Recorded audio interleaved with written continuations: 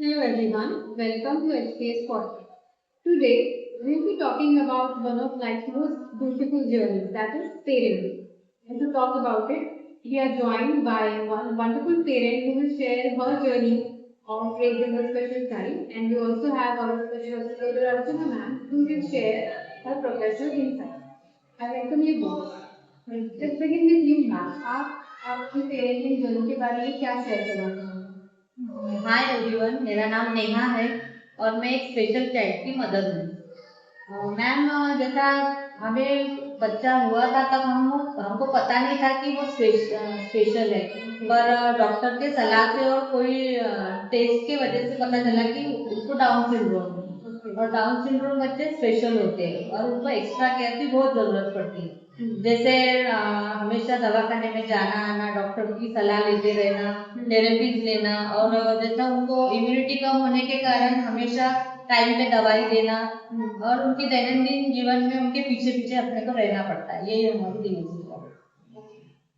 जो आज की पेरेंटिंग स्टाइल और जो पहले हुआ करती थी उसमें आपको क्या डिफरेंस मिले? पहले की परवरिश में और अभी के परवरिश में बहुत डिफरेंस लगता है। जैसे हाँ, जैसे पहले जॉइंट फैमिली में सब जन रहते थे, तो जैसे दादा दादी, चाचा चाची और अदर पर्सन भी देख लेते थे बच्चों को, उनके परवरिश में मदद करते थे। पर अभी जैसे न्यूक्लियर फैमिली के चलन के अनुसार मम्मी पापा के ऊपर ही पूरा प्रेशर आ जाता है और जिम्मेदारी आ जाती है। तो उनको कहीं रहे तो बच्चे को छोड़ के वो जा नहीं सकते, आ नहीं सकते, तो इस वजह से कमी महसूस होती है फैमिली। हाँ, पैंडेमिक के साथ मैम कैसे रहे आपके लिए? पैंडेमिक में जैसा सोशल डिस्टेंसिंग था तो स्कूल्स पूरे बंद थे, और स्कूल्स बंद होने के कारण ऑनलाइन क्लासेस स्टार्ट हो गई थी। और ऑनलाइन क्लासेस में ये स्पेशल बच्चे बैठ नहीं पाते एक जगह, उनको घर के माहौल में पढ़ाई भी नहीं हो पाती। तो हमको जैसा हमारे बच्चे को 2 साल हमने उसको पढ़ाए नहीं स्कूल में। हाँ, स्कूल में भी भेजे नहीं और ऑनलाइन क्लास नहीं करवाए, तो उस वजह से वो 2 साल पीछे रह गए बाकी बच्चों से। हाँ, सोशल डेवलपमेंट भी बहुत कम हो गया। और मैम आपको क्या लगता है पेरेंटिंग काउंसलिंग कितना जरूरी है? पेरेंटिंग काउंसलिंग तो बहुत जरूरी है। जैसा हमको पता चला कि हमारा बच्चा स्पेशल है, तो तभी हम बहुत सदमे में चले गए थे। और इस बच्चे की स्थिति का जिम्मेदार भी हम खुद को समझते थे, तो इस कारण हम डिप्रेशन में भी बहुत चले गए थे। तो जब माता पिता डिप्रेशन में चले जाते हैं तो उनको अगर अच्छी काउंसलिंग मिलती है तो ये मानसिक स्थिति से वो निकल पाते हैं और उनका स्ट्रेस कम हो पाता है। एक और सवाल पूछना चाहूंगी कि while raising a special child, social challenges भी फेस करने पड़ते होंगे। हाँ, सोशल चैलेंजेस तो बहुत फेस करने पड़ते हैं। जैसे सोशल गैदरिंग में हम जाते हैं, शादी में, मंदिरों में या कई कार्यक्रम में जाते हैं, तो इन बच्चों को बाकी लोग अलग नजरिए से देखते हैं।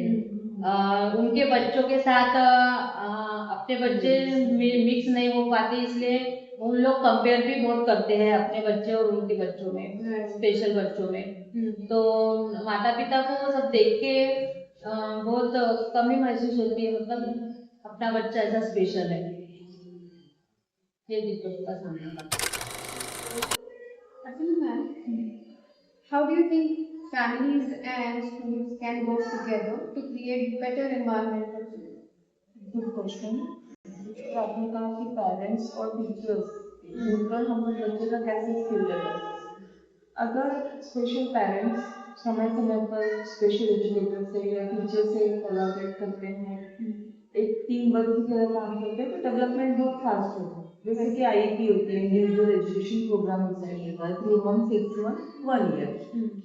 यदि अगर टीचर्स से पेरेंट्स मिलेंगे ही नहीं तो उन्हें पता नहीं चलेगा कि हमारे स्कूल में क्या स्टार्ट है, क्या एजुकेशन प्रोग्राम हो रहे हैं, क्या इनके लिए हमने प्लानिंग की है।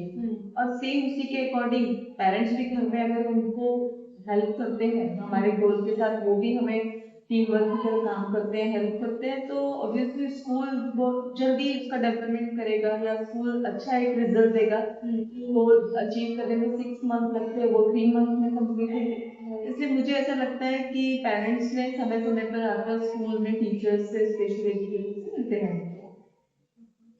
मैम आपके हिसाब से as a special educator parental counselling क्यों लगे? पेरेंट्स की counselling as a special parents मैं बोलूँगी कि बहुत इम्पोर्टेंस है, बहुत ज़रूरी है, क्योंकि सबसे पहले ये पता ही नहीं होता कि स्पेशल, और जैसे ही ये बच्चा उनके फैमिली में आता है तो उन्हें समझ भी नहीं आता कि ये बच्चा दिख तो बराबर रहा है, फिजिकली बराबर है, बट डॉक्टर क्यों ऐसा बोल रहे हैं कि ये स्पेशल है। क्योंकि ये मेंटली उनको उनका आईक्यू के हिसाब से डायग्नोज किया जाता है कि ये बच्चा कहीं ना कहीं अपने माइलस्टोन को अचीव नहीं कर रहा है, तो ये डिले है। बट पेरेंट्स के लिए एक नई चीज है, उन्हें लग रहा है कि दिख तो बराबर रहा है, बैठ रहा है, कर रहा है, लेकिन डॉक्टर शायद हमें बेवकूफ बनाए। कई बार ऐसे थॉट्स भी पेरेंट्स के होते हैं, पर ऐसा नहीं होता है। स्पेशल बच्चा होने के बाद पेरेंट्स पूरे स्ट्रेस में आ जाते हैं। उस सिचुएशन को उन्हें एक्सेप्ट करने में बहुत टाइम लगता है, 1 साल 2 साल 3 साल लग जाते हैं। कभी कभी वो टीचर्स या स्पेशल एजुकेटर या डॉक्टर्स की कई हुई बातों को ध्यान नहीं देते, वो खुद से डिसीजन करते हैं कि समय के साथ हो जाएगा, कर लेगा, स्पीच नहीं है तो आ जाएगी। ये सारी चीजें से निकालने के लिए पेरेंट्स की काउंसलिंग बहुत जरूरी है। काउंसलिंग के बाद ही वो एक प्लान कर सकते हैं अर्ली इंटरवेंशन कि बच्चे की नीड के अकॉर्डिंग, अगर स्पीच है डिले तो स्पीच थेरेपिस्ट के पास ले जाए या स्पेशल एजुकेटर के पास ले जाए, तो जो भी उसके प्रॉब्लम्स है उसके अकॉर्डिंग उसे, मुझे ऐसा लगता है कि अर्ली इंटरवेंशन प्लान मिलना चाहिए। इसीलिए पेरेंट्स की काउंसलिंग बहुत जरूरी है। One piece of advice you would like to give to every parent out there? मैं सभी पेरेंट्स से यही कहना चाहूँगी कि सभी बच्चा यूनिक है, सभी बच्चे में कुछ क्वालिटीज हैं, हर बच्चे की गति अलग है, सीखने की क्षमता अलग अलग है। हमें अपने बच्चों को किसी के साथ कंपेयर नहीं करना चाहिए, जो है जैसा है उसे एक्सेप्ट करें। छोटी छोटी अगर बच्चा अचीवमेंट करता है तो उसे गुड, वेरी गुड, एक्सलेंट ऐसे रेनफोर्समेंट दे ताकि वो आगे बढ़े।